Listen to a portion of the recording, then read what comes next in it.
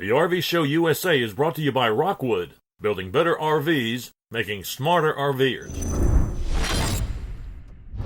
And hello again, everybody. Alan Warren here, the RV Wingman, watching out for you and doing my level best to guide you to the very best folks in the RV industry. I'm trying to give you some advice and perspective to help keep you and your family safe while enjoying the best form of family entertainment that I know of. So welcome to the RV Show USA, where we talk about the good, the sometimes not so good, and the occasional downright ugly parts of RVing and the RV lifestyle. So I'm driving my car the other day, doing the speed limit, about 60 or so, and look in the rearview mirror, and this dude is coming up behind me. I mean, he's coming up in a hurry. He's towing what turns out to be like a 30-foot bumper pull. He's doing at least 75. Like I said, he is towing a brand new 30-foot long travel trailer with a half-ton pickup truck. From my rear view mirror, I could already tell that he was way overloaded, big time. Paper tags on the trailer, loaded to the gills in his pickup truck, and this guy he's flying. I'm thinking, oh, good Lord. He's got his family inside, and he is flirting with disaster. He probably doesn't even know it. Hey, what could go wrong, right? What could go wrong? So, did he have an accident? Well, truth is, I don't know. I hope he did not, but I share this with you, I guess, as a way to tease that today's guest at the bottom of the hour is a driving instructor, an RV driving instructor. I'll just bet you $1 that the guy I was telling you about a second ago could benefit from listening to what she has to say. Now, whether you are pulling an RV or you're driving one, Candace Rivero has got some great advice on driving and towing that'll not only make your trips safer, but a lot more enjoyable. And coming up in our Ask the Manufacturer segment, we get to visit with the head of purchasing for the Rockwood Flagstaff division of Forest River. We'll talk about the parts situation. You know, the parts shortage, as some folks are saying, in the RV industry. We'll find out firsthand just what RV manufacturers are going through in terms of getting parts from suppliers and what's really going on. This guy that we're going to have is he's super dialed in, and we're very fortunate to have a few minutes on his schedule today. For our friends in the Southeast, all along the Gulf Coast, man, it looks like these storms continue to form and head this way. I looked the other day, and there were 5 storms that weather watchers were keeping an eye on. 5. By now, Hurricane Sally has brought a good amount of flooding. Y'all know that. And as for the rest of the storms headed to the U.S., well, even if they hit the coastline as, tropical storms and not hurricanes, they can still do a world of damage. If you're an RVer, I hope you've been doing some prepping. I mean, in a year like 2020 has been, I think more and more folks are prepping than ever before. At least I hope they are. If you haven't done so much in the way of being prepared in the event of a disaster, here is another reason to do so. The folks that I've talked with behind the scenes at FEMA, just a couple of people, they tell me that their resources are pretty well stretched to the limit. They are, between the awful forest fires out west, displacing, tens of thousands of people, to the continued cleanup from Hurricane Laura from a few weeks ago, where people are still without power, now dealing with the cleanup after Hurricane Sally. I've been told that FEMA can only do so much, and at some point in the future, we're probably going to be on our own. That's not good, it's not bad, it's just a reality. I respectfully suggest that we all start playing the what-if scenarios in our minds, and think about the things that could happen that we don't want to happen. And then take some positive action. Take some positive action to protect ourselves and those that we love. You know, when I see an RV going down the road, I see more than just the obvious. I see them as an escape vehicle, a way to safely and quickly get out of the way of a disaster. There are endless resources that are available online that will help you become better prepared, and I strongly suggest becoming more proactive, now more than ever. Tell you what else I think. I believe that when you, when heaven forbid things go to hell in a handbasket, you'll be wishing you had an escape vehicle like an RV. You will. Even a small travel trailer.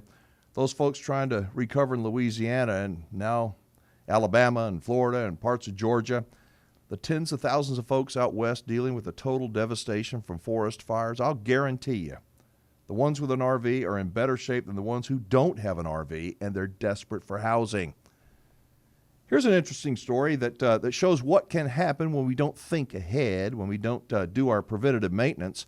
An RVer got thrown into the slammer in California recently, and here's how it happened. This guy's towing his travel trailer. Everything's peachy, as it always is. Well, until it isn't. If you tow a trailer, any kind of trailer, when was the last time your wheel bearings were greased? Or do you even know? If you don't know, or if it's been more than a year since they were greased, this story should be a wake-up call. Hope it is. Anyway, this dude's driving down the road and a wheel locks up on the trailer he's towing. Locks up good, really good. When your wheel locks up pretty much all the time, your tire is going to be a goner. So what's he do? Well, he continues to drive, towing his tire-less travel trailer, for about 40 miles. Did you know that dragging pieces of metal, like a metal axle, can heat up and cause sparks? Yeah. And did you know that those sparks can catch the grass on fire on the side of the road? Yeah, I'm not kidding. Did you know that? Apparently, the RV jailbird didn't know, or he didn't care, but the cops did, because they say it was his negligence that caused the fire. Now, you may say, what an idiot. And I'd say, well, maybe he's an idiot. But do you know what this guy was thinking about right before this happened about his wheel bearings? I'll bet you he wasn't thinking about his wheel bearings. It's another one of those examples that you don't know what you don't know until you need to know it. So think about what you don't know and get on it. That way it'll keep you out of trouble. My wife tells me sometimes I act paranoid or OCD because I touch the wheels on the trailer every time we stop for fuel. I check the lug nuts and the tire pressure before we hit the road. I tell you how bad I can be. Oftentimes I leave the house. I'm sometimes several blocks away and I go, oh God, did I shut the garage? I don't remember. Yeah, I did. Maybe I didn't. I'm fighting with myself back and forth, and inevitably I turn the car around and drive back to see if I did. Maybe I am a little eccentric or OCD about safety things, but when I think of the what-if scenarios, I don't look at it as being paranoid. I just see it as trying to be aware and trying to live my life not on autopilot. So one of the things that we are most proud of here on this show is the number of folks that we are reaching, folks who are not yet RVers but are interested in RVing. There are a lot of people like that. Whether it's on account of COVID or the cancellation of theme parks and cruises, and maybe it's just the coolness of owning an RV, there are a lot of people joining in for sure. From purely a sales standpoint, that's a great thing for the RV industry, no doubt. It's almost like there's this rush, and if you don't buy that RV, you're going to never get another one. If you're thinking of getting an RV and you get that feeling, the need to pull the trigger on that new RV or else you're going to miss out, I want to give you something else to think about. Think about this. Most first-time RV buyers do not buy the right RV. They don't. They buy the wrong RV. Oh, they like it when they buy it, but soon thereafter, not so much. It's too small. It's too big. Now they need to buy a new truck to pull it, or the floor plan's not right. There's not enough storage or whatever. And if you were to ask those same first-time buyers beforehand, if they were buying the RV, do you think any of them would go, heck yeah, I'm buying the wrong RV and I know it? That's why I suggest not buying a new RV right out of the gate. It's because you probably don't have any idea what you are about to become very familiar with. First off, RVing's fun. It is, and more folks are becoming RVers every day. But buying an RV on a lark isn't a smart thing to do. In fact, it's an expensive thing to do. If you are unsure if RVing is for you, why not rent one first? Rent an RV. Go use it. Go. Grab your family. Go. Stay a weekend. More than a weekend. Stay a week. Stay two.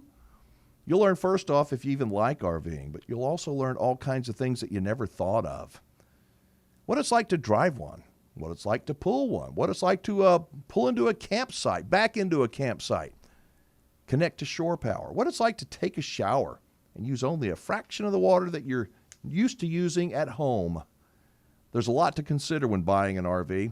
Unless you are 100% convinced that RVing is for you, renting is a great option to explore in the weeks to come. We're going to talk about RV rentals. For now, though, we're going to take a quick time out, pick it back up on the other side. By the way, special thanks to those who are listening to our newest affiliate in Idaho Falls, Idaho, the great News Talk 107.9. I got to tell you, there are a ton of people out there who camp RV and enjoy the great outdoors there in Idaho. We are mighty glad to be on the News Talk 107.9 team. That we are. I'm Alan Warren, the RV Wingman. This is the RV Show USA. We're going to take a quick timeout, come back with our Ask the Manufacturer segment, and a whole lot more. Thank y'all for being with us. Be right back.